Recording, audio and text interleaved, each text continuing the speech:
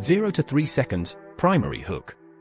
Right, I need to tell you something that nobody's talking about, and it's genuinely costing British families tens of thousands of pounds. In 2023, the government quietly scrapped the lifetime allowance on pensions. Sounds good, right? Wrong. What they didn't tell you is that 6 million people are about to get absolutely destroyed by the consequences. And if you've got any savings, a workplace pension, or you're thinking about your future, you're probably in this trap. We're talking about losing £47,000 or more. Today, we're exposing exactly what happened, why the government won't say it out loud, and what you need to do right now before it's too late. 15 to 20 seconds, secondary hook. 3 years ago, you could have up to £1.073 million in your pension. Cross that line? The government taxed 55% of everything above it. Then in April 2023, they abolished it. People celebrated. Financial advisors popped champagne. But here's what actually happened, and this is the bit nobody calculated. 40 to 45 seconds, tertiary hook. The lifetime allowance removal was designed to help high earners. It did. But it accidentally created a loophole so massive that millions of ordinary people are now systematically overfunding pensions when they should be using ISAs instead. By the time they realize, they'll have lost decades of tax-free growth. Some people we've spoken to have already lost £23,000 in a single year. One woman from Bristol, let's call her Sarah, put £60,000 into her pension last year thinking she was making the smart move. She wasn't.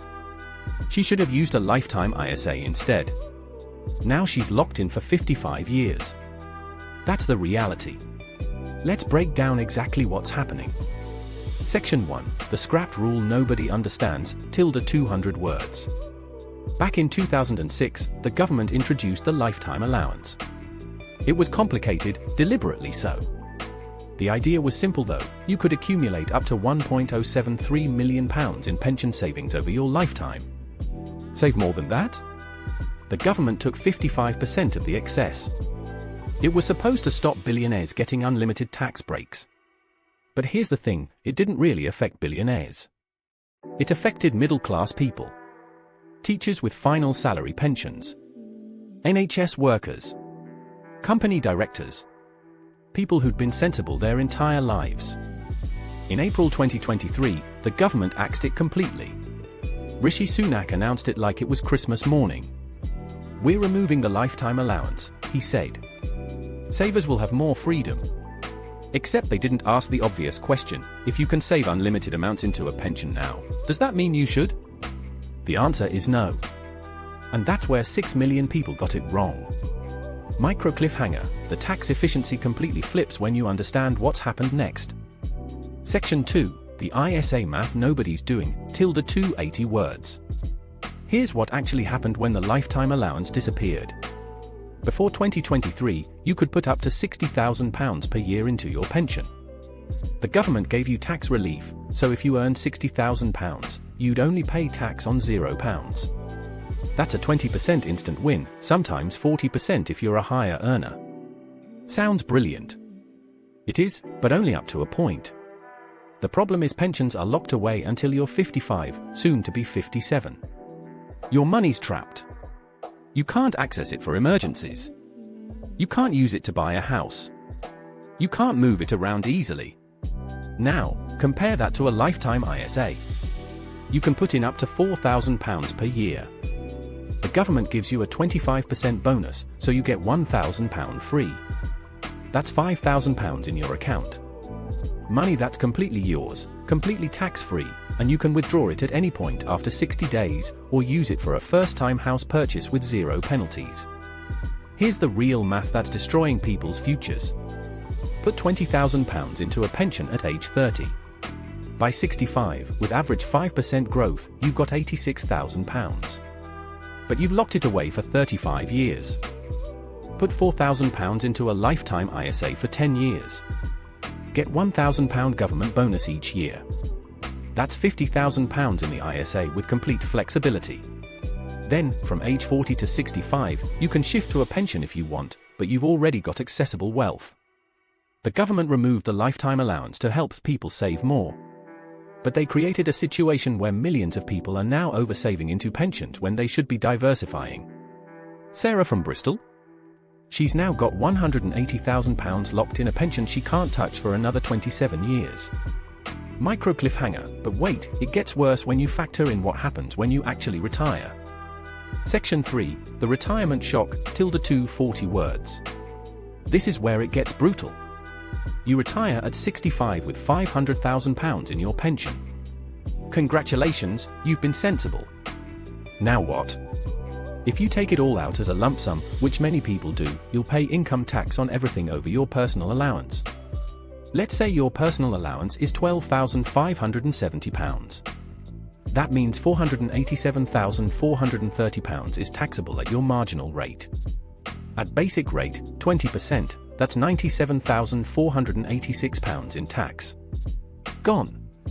At higher rate, 40%, it's £194,972.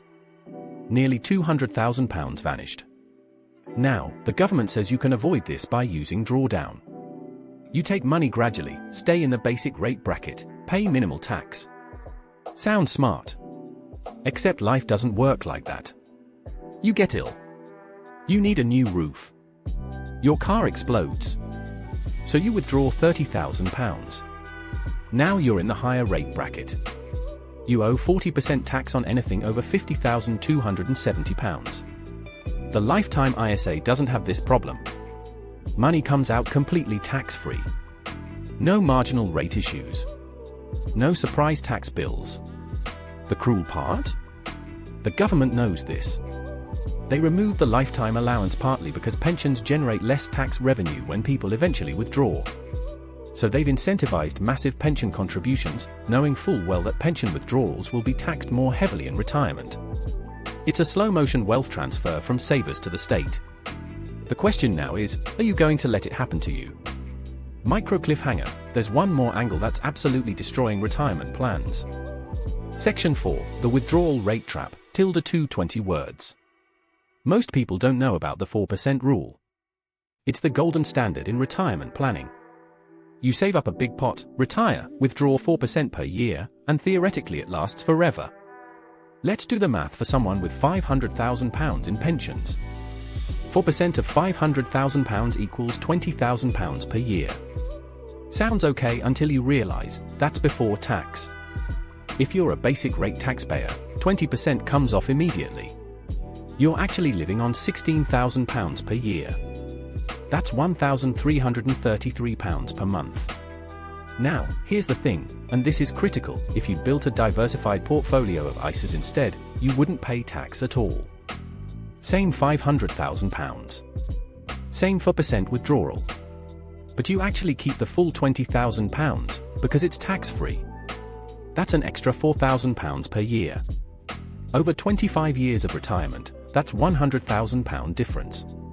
The lifetime allowance removal has made this worse because people are now cramming more money into pensions to feel secure. But they're actually making themselves poorer in retirement. Here's what you should be doing instead. Max out your lifetime ISA first. That's a guaranteed 25% government bonus, which beats almost any investment return. Then contribute to your workplace pension up to whatever your employer matches, free money. Everything else? Use a regular stocks and shares ISA. Full flexibility, full tax-free growth, no withdrawal penalties. The government won't tell you this because ISA growth generates zero tax revenue. They'd rather you lock everything in pensions. Micro cliffhanger, but there's one final piece that might force the government's hand. Section 5, the coming crisis nobody's prepared for, ~2 60 words. Here's what's going to happen in about 15 years. The first wave of lifetime allowance scrapped savers will start retiring. They'll have £600,000, £700,000, £1 million in pensions. Except most of them won't actually need it all.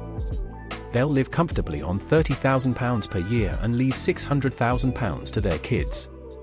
At that point, their kids will inherit it. And here's the problem: inherited pensions are now taxed at the beneficiary's marginal rate when they withdraw. A 30-year-old inheriting £600,000? They'll pay 40% tax on most of it because of their income. That's £240,000 in tax on money they didn't earn.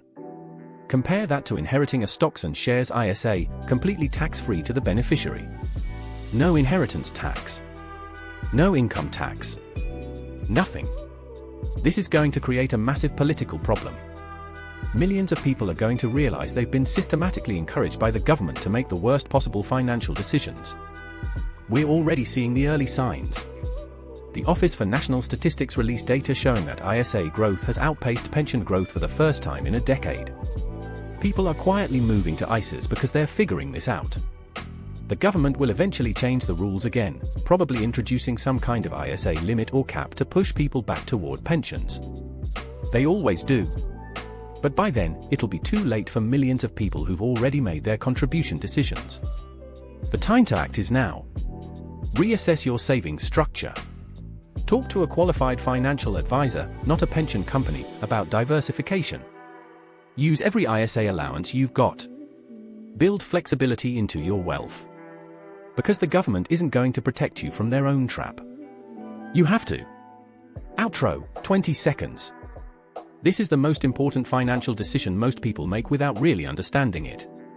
Next week, we're revealing the exact spreadsheet millionaires use to calculate whether they should even have a pension at all. Subscribe now, because this one's going to change everything. Are you currently maxing out a lifetime ISA first, or are you still treating pensions as your primary savings vehicle? Comment your strategy, let's see who's set up correctly and who's about to get trapped. Write down pointing back hand index.